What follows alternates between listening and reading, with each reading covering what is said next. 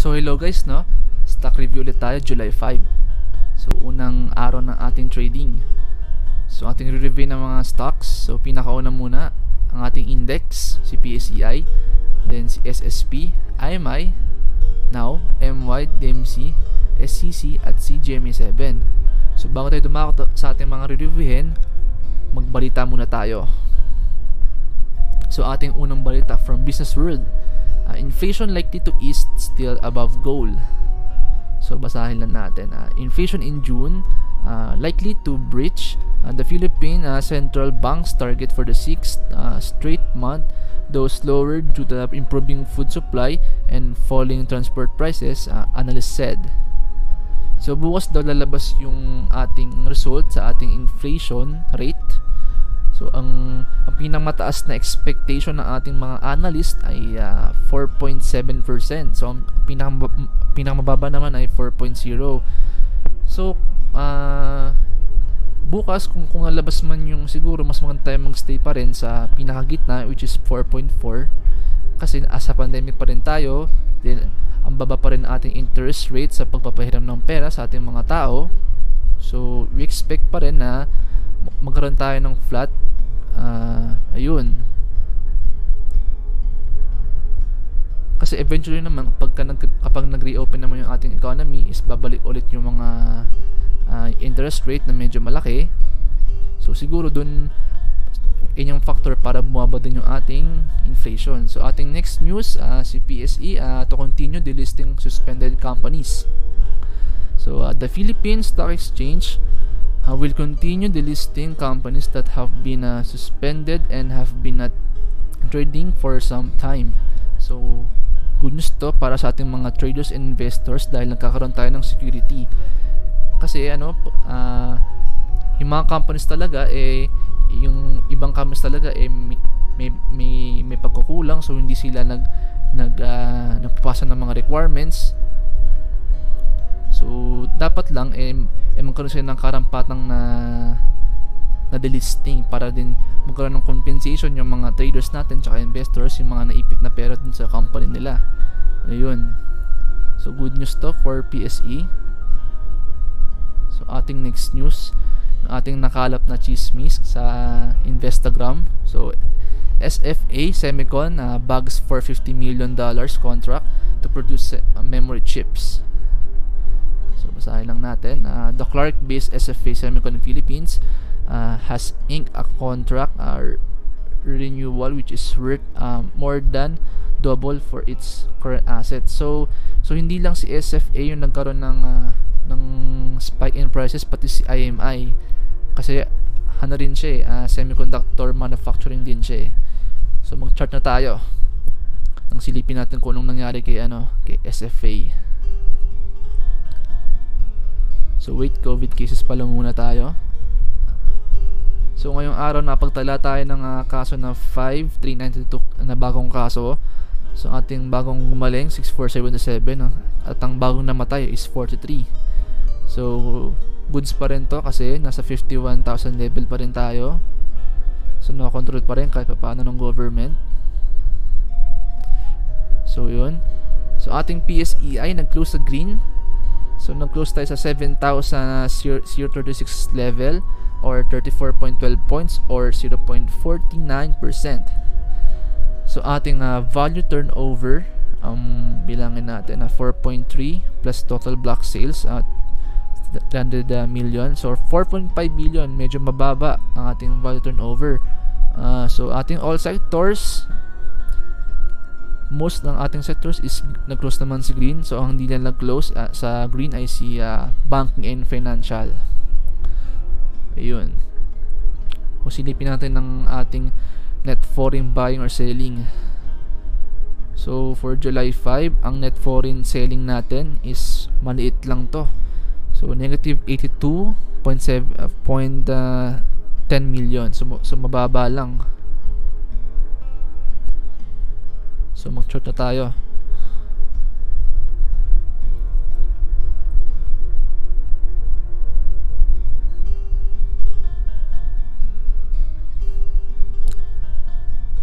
So yan si PSEI.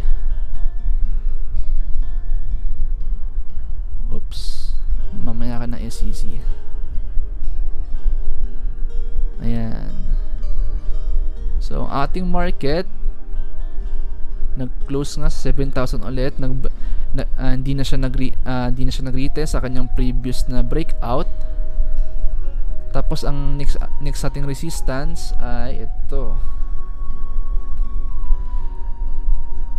Maybe this hammer siguro. Ayan. So bukas kung maganda pa rin yung optimism sa ating market, so possible pa rin tayo magkaroon ng green. So ating next resistance ay 7068 level. So check tayo ng ating ibang indicators, mga EMA. So EMA 200 malayo, EMA 100 malayo din, EMA 50 malayo, 20, EMA 13 as base support natin, pinaka main support, pati si EMA 9. So lahat ng EMA natin ay nasa ilalim, so maraming support ang ating candle. So sa Ichimoku, above naman ng Ichimoku cloud, so walang ganong resistance. Then sa Bollinger Bands, may pataas pa rin na expand ng bubble, so expect pa rin tayo ng onting volatility. Then si PSAR, meron pa rin uptrend signal. So sa ating MACD, check natin. So malapit na tong mag-crossover dahil medyo mababa na yung selling pressure. Then si RSI, wala pa sa overbought. So ang ating next na run siguro hanggang RSI 75. Ayun. So si index, basta walang negative news, then pati yung mga inflation, sana bukas is magkaroon pa rin ng yung inflation is hindi na tumaas para maging good news din yun. Then patuloy na bakunahan, then mababang COVID cases. Ayun. So medyo malayo pa ating tatahakin dahil mataas pa to eh. So ating main resistance itong 74 level. Ayan. Diyan tayo nauntog. Parang yun, pre-pandemic level. So overall kay PSEI, unti-unting nagkakaroon ng recovery. Ayun si PSEI. So ating first stock, si SSP.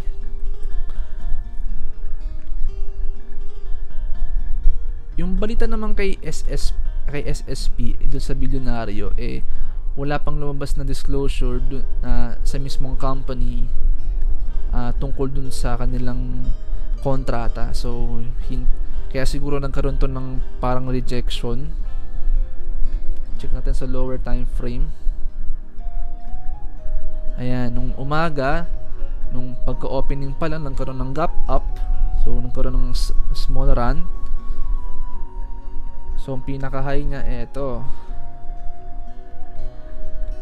1.62 level. So hindi na siya tumaas. Ayun. Siguro kay SSP, dapat hintayin natin yung clarification of news dun sa balita na kontrata nila. So pati dahil din nagkakaroon ng demand sa mga chips, dahil nagkakaroon nga tayo ng shortage, and siguro yung ating pwedeng catalyst kay SSP pati sa iba pang semicon na stock sa Pilipinas. So ang possible play bukas, kung wala pang disclosure about dun sa kontrata, so pwede pa siyang bumaba kon sa pababa ulit, or pwede niyang i-fill itong week, then retest itong breakout na ito. Ito to, retest. Then ang next resistance niya, ito naman. Ito. Check natin kung may next pang resistance. Yun, isa malayo pa. So mag-ingat pa rin tayo dahil wala pang ang mismong news sa mismong company. Observe our trades. So yun, si SSP, medyo mix ang ating ano, kay IMI naman, medyo mix ang ating sentiment kay SSP dahil wala pang clarification of news. So si IMI din nagkaroon ng spike based sa kanyang candles, nagkakaroon siya ng may base na siyang na form, which is ito, may base na. Oops, pangatong drawing natin. Ayan. So check natin yung mga ibang indicators. So malayo si EMA 200. So lahat ng ano, ng 100, 50, 20, 13 tsaka yung 9 ay lahat sila magkakadikit. So lahat sila serve as support. Then ating next kailangang marites na area, yung 10.77 peso area. So dalawa pa lang ating resistance. Tapos ang next resistance natin ay 11 pesos. So sa mga ganitong setups, kailangan lagi buy on support. So laging bibili dito sa base. Ayan. Diyan lagi magbobodega. O kaya kung hindi pa siya nagbe-breakout, pwede namang bumili bukas hangga't hindi pa siya hangga't hindi niya pa nililites yung kanyang unang resistance. So may trend din naman tayong nabubuo kay IMI. Ayan. So kailangan lang ma-break yung resistance para makagawa tayo ng trading range. So sa channel siguro ba natin. Oops. So kay IMI ang expectation natin na na pattern, wedge pattern. Yan, sakto sa ating resistance, then yan. so ayan si IMI. So medyo maganda yung setup kay IMI for breakout play. Ayun. So ating next stock si Now.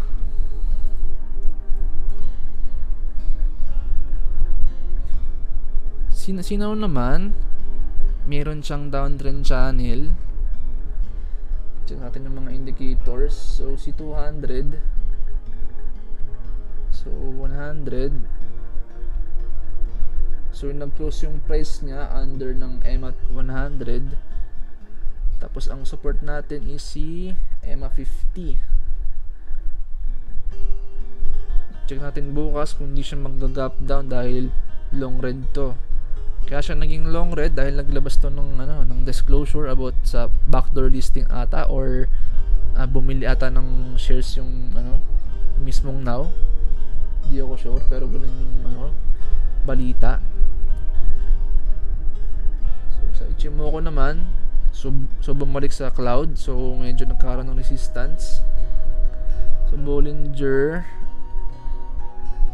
sa labas ng Bollinger pero red. Then so Bollinger sa teaser naman natin,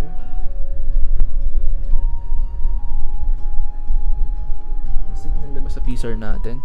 Wala pa ata. So yun, sa indicator sa MACD naman natin, dahil nga siya ay nag-gap up, ayun, may volume. So check natin kung magkakaroon ng sustain bukas, kung hindi ba siya magiging mababa ang volume bukas. So si RSI naman natin, ayun, isang mahaba dahil nga nagkaroon ng gap up tsaka spike sa volume. Ayun. Itong Sinaw kasi nung kapag may nilabas siyang mga balita, nag-gap up lagi to, tulad nitong gap up then selling. Ito rin, may balita tapos nag-gap up then binentahan. Sa pahahan tayo ng DNA ni Now para mapag-conclude tayo ng niya, kung anong play ang pwedeng gawin. So yun, may pagkapababang channel, laging ganun yung nangyayari, laging gap up tapos selling. So dito siguro dahil nga ng gap up, baka ang magiging resistance niya itong sa ating triangle area, downtrend channel na pababa. Tapos ilang araw magde-decide ulit kung konso o breakdown ulit. So kailangan ingat tayo. Dapat kung maglalaro nito dapat laging may oras kasi kapag minus tong sinaw magalo yung pressure nito. Nga laging nang gap up then selling. So dapat laging itong binabantayan kung may hawak ka nito na sinaw. So si M-wide,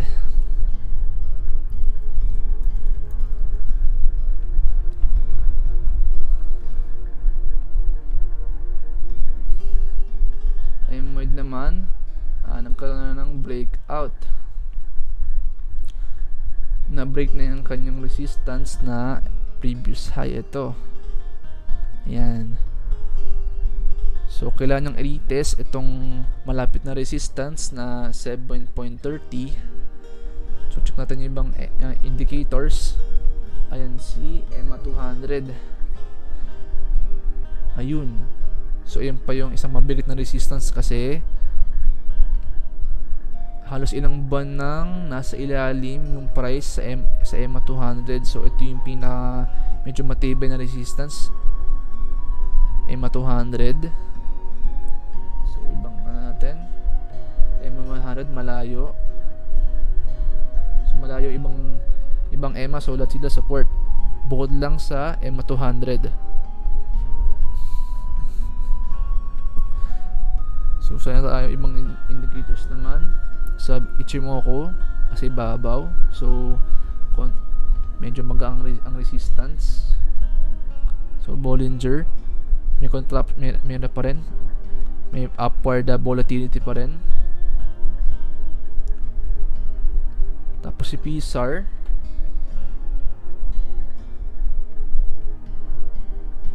ayun, may signal for uptrend na si PSAR.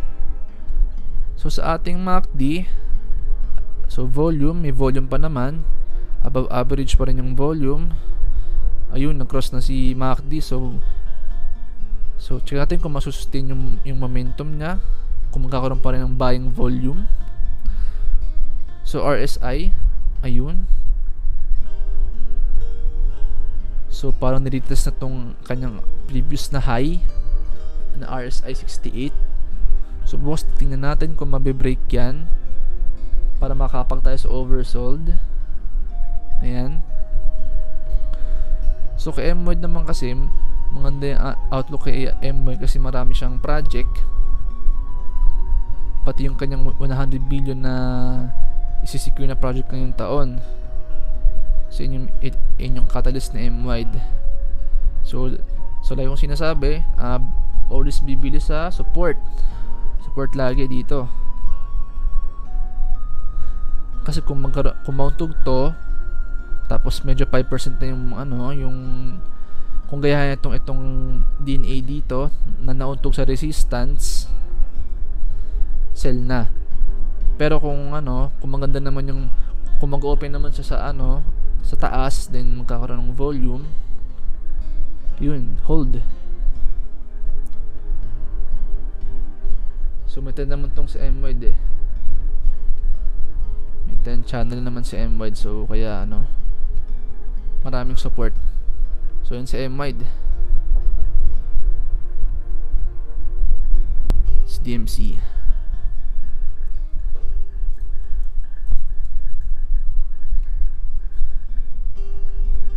so yun si DMC, nag-breakout na siya.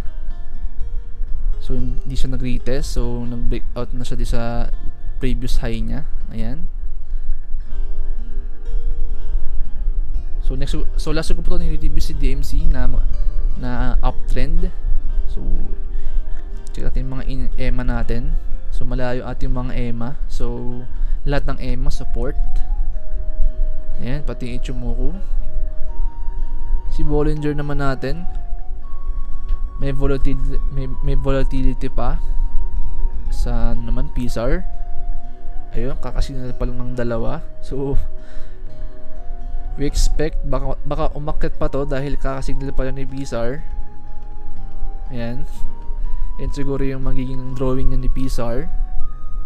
Then MACD tayo.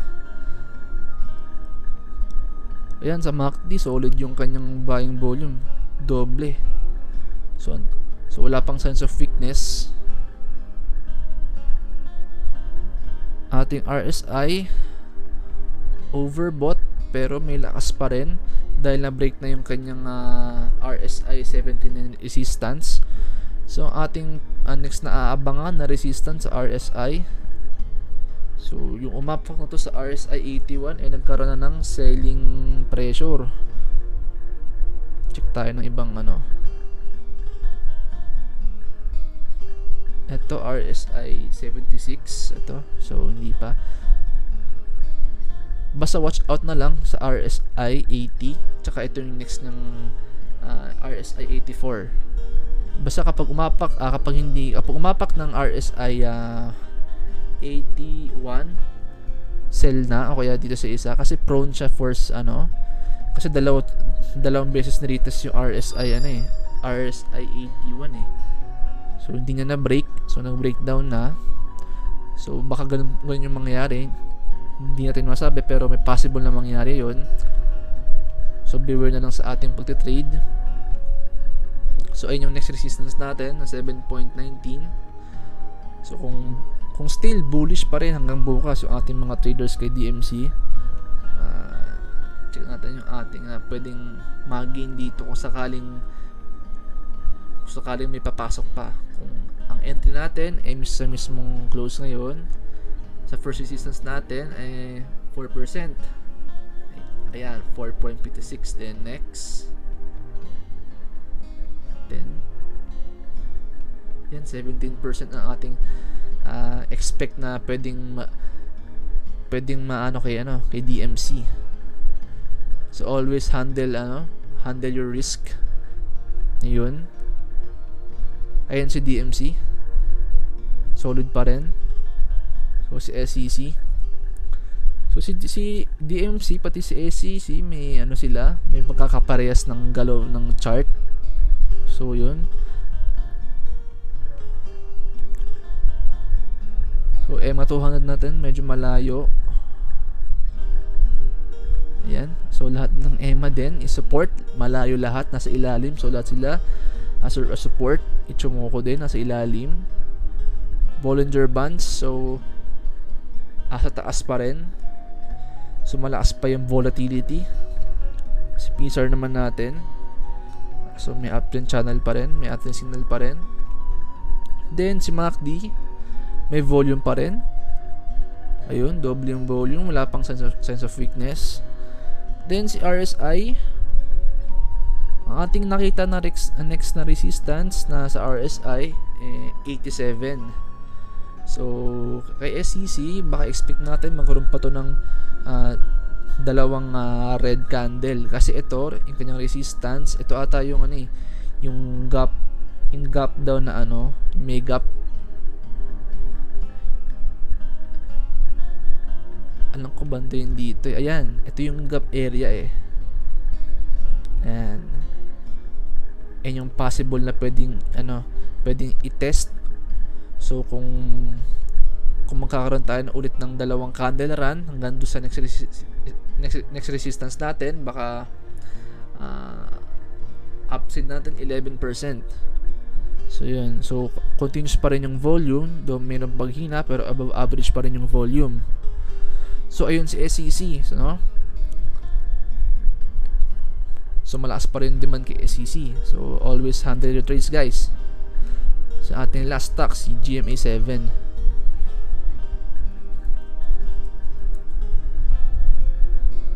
Ito rin, last week na review din natin ito ng ilang beses, si GMA. So sa mga EMA muna tayo. So yung EMA 9 is lumalapit ng EMA 9. So dahil nga nagkakaroon siya ng consolidation,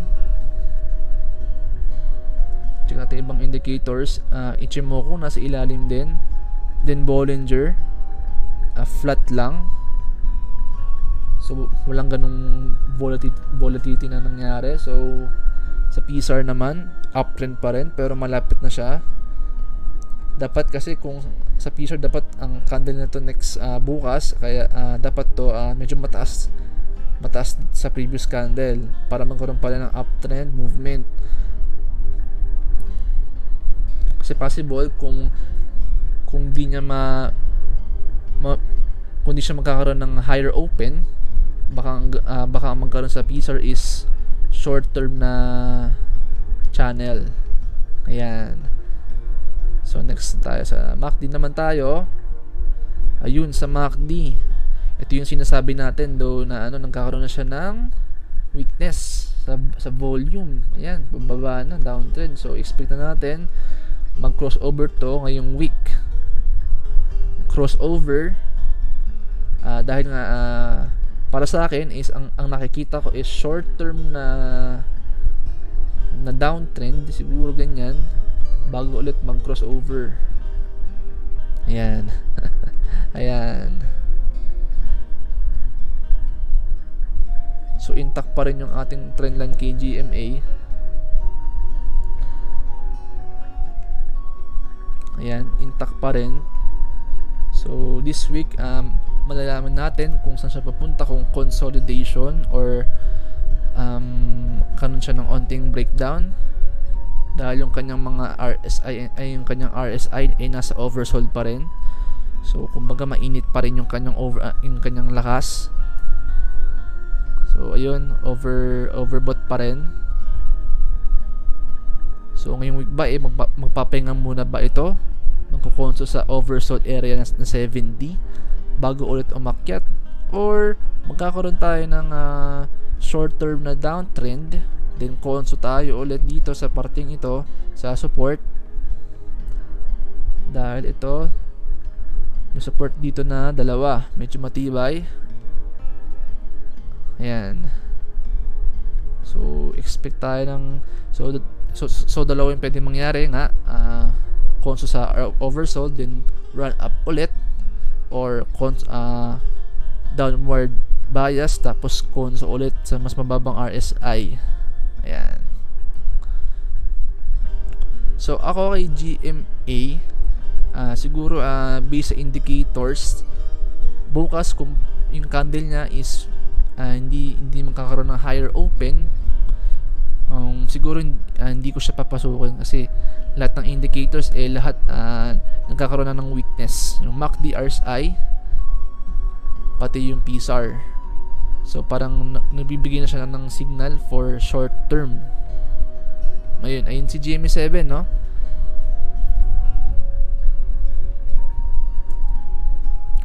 So yung guys, tapos na tayo, no? So laging ilan yung sinasabi, ito yung magte-trade, laging magbabasa ng mga balita, tapos dapat bago bumili laging may basis, huwag tayong magpapa-FOMO. So lagi tayong gumamit ng technicals o kaya fundamentals. So yun yung mga dapat nating gawin bago bumili. So yun, so stay safe kayo lagi guys, no? So yun lang, bukas ulit, bye bye.